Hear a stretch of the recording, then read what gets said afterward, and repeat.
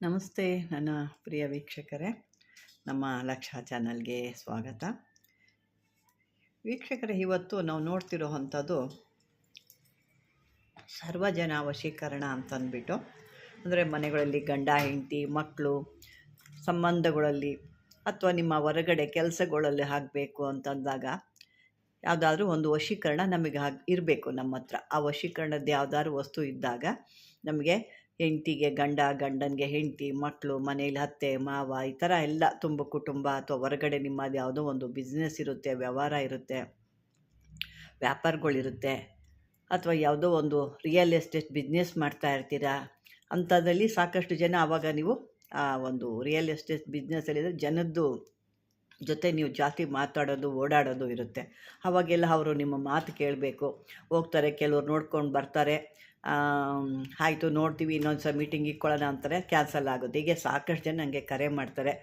ಕೈಗೆ ಬಂತು ಬಾಯಿಗಿಲ್ಲ ಅನ್ನಂಗೆ, ಎಲ್ಲ ಬಂದ್ರಮ್ಮ, ಒಪ್ಕೊಂಡ್ರು, ನೋಡಿಕೊಂಡ್ರು, ಆಯಿತು ನಾಳೆ ನಾಡ್ದು ನಾನು ಅಡ್ವಾನ್ಸ್ ಮಾಡಿಬಿಡ್ತೀನಿ ಅಂತಾರೆ. ತಿರ್ಗಿ ಅವರು ಫೋನು ಎತ್ತಲ್ಲ, ಬರೋದು ಇಲ್ಲ. ಎಷ್ಟೋ ಆಗೋಗ್ಬಿಟ್ಟಿದೆ. ಸುಮ್ಮನೆ ಓಡಾಡಿ ನಮ್ಮ ಕೈಲಿರೋವಂಥ ದುಡ್ಡನ್ನ ನಾವು ಕಳ್ಕೊಂಡಿದ್ದೀವಿ. ಯಾವುದೂ ನಮ್ಮ ಕೆಲಸ ಆಗ್ತಾಯಿಲ್ಲ. ಆಸೆ ತೋರಿಸ್ಬಿಟ್ಟು ಈ ಥರ ಮಾಡ್ತಾರೆ. ಇದಕ್ಕೆಲ್ಲ ಒಂದು ಪರಿಹಾರ ಕೊಡಿ ಅಂತ ಕೇಳ್ತಾಯಿದ್ರಿ. ಅದಕ್ಕಾಗಿ ಇವತ್ತು ನಿಮಗಾಗಿ ಹುಡುಕಿ ಒಂದು ಇಂಥದ ವ್ಯವಹಾರದ್ದು ಸರ್ವಜನ ವಶೀಕರಣದ್ದು ನಾನು ಕೊಡ್ತಾಯಿದ್ದೀನಿ. ಇದು ಪ್ರತಿಯೊಂದಕ್ಕೂ ಬರುತ್ತೆ. ವಶೀಕರಣ ಅಂತ ಅಂದಾಗ ಅಂದರೆ ಇದು ಕೆಟ್ಟದಕ್ಕಾಗಿ ಅಲ್ಲ. ಎದುರು ಮನೆ ಆಂಟಿಗೋ, ಪಕ್ಕದ ಮನೆ ಅಂಕಲ್ಗೋ, ಇನ್ನೊಂದು ಹುಡುಗಿಗೋ, ಇನ್ನೊಂದು ಹುಡುಗನಿಗೋ ಅದನ್ನು ಮಾಡಿ ನೀವು ಬಳಸ್ಕೊಂಡ್ರೆ ನಿಮಗೆ ತೊಂದರೆಗಳು ಆ ಥರದ್ದಲ್ಲ. ಇದು ನಿಮ್ಮ ಕುಟುಂಬಕ್ಕಾಗಿ, ನಿಮ್ಮ ಜೀವನಕ್ಕಾಗಿ, ನಿಮ್ಮ ಒಂದು ಒಳ್ಳೆಯದಕ್ಕೆ ಮಾತ್ರ ಇದನ್ನು ಬಳಸ್ಕೊಂಡಾಗ ನಿಮಗೆ ಒಳ್ಳೆಯದು ಕೆಲಸ ಆಗುತ್ತೆ. ಒಳ್ಳೆಯದು ಮಾಡಿದಾಗ ಒಳ್ಳೆಯ ಕೆಲಸನೇ ಆಗುತ್ತೆ. ಕೆಟ್ಟದ್ದು ಮಾಡೋಕ್ಕೆ ಹೋದಾಗ ಕೆಟ್ಟದೇ ತಿರ್ಕೊಳ್ಳುತ್ತೆ ನಿಮಗೆ. ಹಾಗಾಗಿ ಬನ್ನಿ, ಇವತ್ತು ಅದಕ್ಕೆ ಬೇಕಾಗೋ ವಸ್ತುಗಳು ಯಾವುದು, ಯಾವ ರೀತಿ ಮಾಡಬೇಕು, ಹೆಂಗೆ ಮಾಡಬೇಕು. ಈಗ ಸಾಕಷ್ಟು ಜನ ಪಾಪ ಕೇಳ್ತಾ ಇರ್ತೀರ, ನಾವೇನು ಮಾಡಿದ್ರೂ ಕೆಲಸಗಳೇ ಆಗ್ತಿಲ್ಲ, ನಮಗೆಲ್ಲ ಉಲ್ಟಾ ಹೊಡೆಯುತ್ತದೆ, ಯಾವ ಕೆಲಸ ಸಿದ್ಧಿ ಆಗ್ತಾಯಿಲ್ಲ ಅಂತಂದ್ಬಿಟ್ಟು. ಹಂಗಾಗಿ ಇವತ್ತು ಇದ್ರ ಬಗ್ಗೆ ನಿಮ್ಗೆ ಸ್ವಲ್ಪ ವಿವರಣೆ ಕೊಡೋಣ ಅಂತಂದ್ಬಿಟ್ಟು. ಈ ಕಡೆ ಇದಕ್ಕೆ ಬೇಕಾಗೋವಂಥ ವಸ್ತು ಒಂದು ನಿಮಗೆ ಇವತ್ತು ನಾನು ತೋರಿಸ್ತೀನಿ. ಈಗ ನೋಡಿ, ಇದು ಸಾಲಿಗ್ರಾಮ ಅಂತ ಹೇಳ್ತೀವಿ. ಈ ಒಂದು ಸಾಲಿಗ್ರಾಮ ನೋಡ್ತಾ ಇದ್ದೀರಲ್ವ, ಇದು ಒರಿಜಿನಲ್ ಆದಂಥ ಸಾಲಿಗ್ರಾಮ. ನೋಡಿ, ಯಾವ ಕಡೆ ಆಗಲಿ ಏನೇ ಆಗಲಿ ಎಲ್ಲೂ ಒಂದು ಕ್ರ್ಯಾಚಸ್ ಆಗಲಿ ಎಲ್ಲೂ ಏನೂ ಇಲ್ಲ. ಇದು ದೊಡ್ಡದಿದೆ, ಹಾಗಾಗಿ ನಿಮಗೆ ಸ್ವಲ್ಪ ದೊಡ್ಡದಾಗೆ ಕಾಣ್ತಾ ಇದೆ. ಇಂಥ ಒಂದು ಸಾಲಿಗ್ರಾಮ ಬೇಕು. ಇಂಥ ಸಾಲಿಗ್ರಾಮ ಇಟ್ಕೊಂಡು ನೀವು ವ್ಯವಸ್ಥೆ ಮಾಡಿಕೊಂಡಾಗ ನಿಮಗೆ ಅದ್ಭುತವಾದಂಥ ಒಂದು ಫಲ ಸಿಗುತ್ತೆ.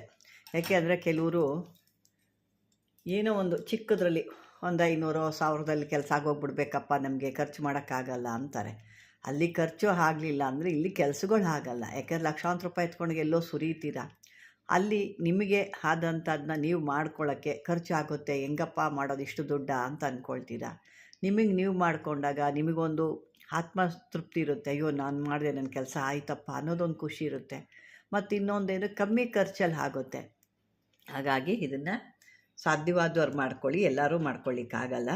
ಬನ್ನಿ, ಈ ರೀತಿದು ಒಂದು ನಿಮಗೆ ಸಾಲಿಗ್ರಾಮ ಬೇಕು. ಇದಕ್ಕೆ ಮತ್ತೆ ನಿಮಗೆ ಮಾಲೆ ಅಂತಂದರೆ ಸ್ಫಟಿಕ ಮಾಲೆ ಬೇಕು. ಈ ಮಂತ್ರನ ಹೇಳ್ಕೋಬೇಕು ಅಂದರೆ ನಿಮಗೆ ಒಂದು ಸಾಲಿಗ್ರಾಮದ್ದು ಸ್ಫಟಿಕ ಮಾಲೆ ಬೇಕಾಗುತ್ತೆ. ಮೊದಲು ನೀವು ಅಂದರೆ ಇನ್ನೊಂದು ಏನಪ್ಪ ಅಂದರೆ ಎರಡರಲ್ಲೂ ಕೆಲಸ ಆಗುತ್ತೆ. ಇದು ಬರೀ ಮಾಲೆ ತೊಗೊಂಡ್ವಿ, ಸ್ಫಟಿಕ ಮಾಲೆ ತೊಗೊಂಡ್ವಿ, ಆ ಮಂತ್ರ ಹಾಕಿತು ಜಪ ಮಾಡಾದ್ಮೇಲೆ ಅಲ್ಲಿ ಇಟ್ಬಿಡೋಣ, ಇಲ್ಲ. ಈ ಮಂತ್ರದ್ದು ಕೆಲಸ ಆಗುತ್ತೆ, ಈ ಒಂದು ಸ್ಫಟಿಕದ್ದು ಮಾಲೆ ಕೆಲಸ ಆಗುತ್ತೆ, ಈ ಒಂದು ಸಾಲಿಗ್ರಾಮದು ಕೂಡ ಕೆಲಸ ಆಗುತ್ತೆ. ಎರಡು ಕೆಲಸ ಆಗುತ್ತೆ ಅದರೊಳಗಡೆ. ಸಾಲಿಗ್ರಾಮ ಬೇಕಿದ್ದಕ್ಕೆ.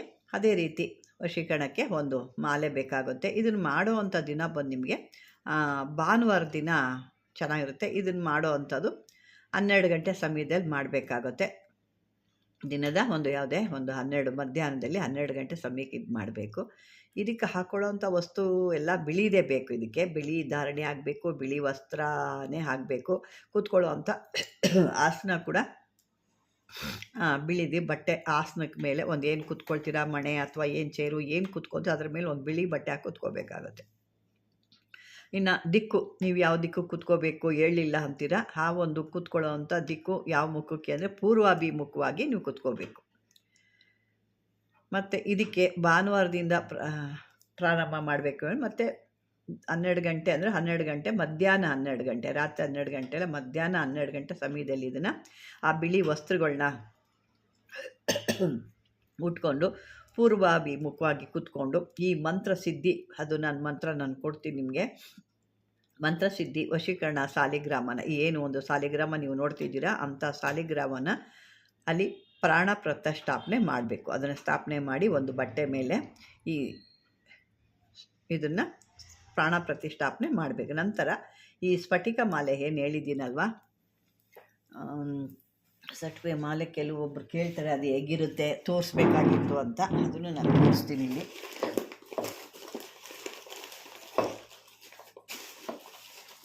ಹಾಕ್ಬಿಟ್ಟಿದ್ದೀನಿ ನಾನು.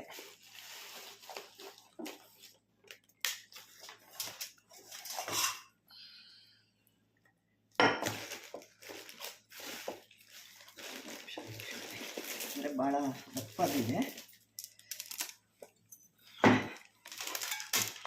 ಸಾಕಷ್ಟು ಬಾರಿ ತೋರಿಸಿದ್ದೀನಿ, ಈಗಲೂ ತೋರಿಸ್ತಾ ಇದ್ದೀನಿ ನೋಡಿ. ಇದು ಸ್ಫಟಿಕ ಮಾಲೆ ನೋಡಿ, ಇಲ್ಲಿ ನೀವು ನೋಡೋದು, ಅಲ್ಲಿ ನಿಮಗೆ ಆ ಒಂದು ಸಾಲಿಗ್ರಾಮ ಹೆಂಗೆ ಕಾಣಿಸುತ್ತೆ, ಅದರೊಳಗಡೆ ನಿಮಗೆ ಸಾಲಿಗ್ರಾಮ ಕಾಣಿಸುತ್ತೆ ನೋಡಿ. ಇದು ಒರಿಜಿನಲ್, ನಿಮಗಿದು ಈ ರೀತಿ ಕಾಣಬೇಕು, ನೀರು ಥರ ಇದೆ ನೋಡಿ. ಆ ನೀರದೊಳಗಡೆ ನಿಮಗೆ ಆ ಸ್ಫಟಿಕ ಕಾಣ್ತಾ ಇದೆ. ಸ್ಫಟಿಕ ಮಾಲೆಯಲ್ಲಿ ಆ ಒಂದು ಇದು ಕೂಡ ನಿಮಗೆ ಕಾಣ್ತಾ ಇದೆ. ಈ ರೀತಿದು ಒಂದು ಸ್ಫಟಿಕ ಮಾಲೆ ಬೇಕು, ಅಂದರೆ 108 ಇರುವಂಥ ಸ್ಫಟಿಕ ಮಾಲೆ ಬೇಕಾಗುತ್ತೆ. ಇದನ್ನು ಮಾಡೋ ಅಷ್ಟು ಎಷ್ಟು ದಿನ ಮಾಡಬೇಕು ಅಂದರೆ 22 ದಿನ ಮಾಡಬೇಕು.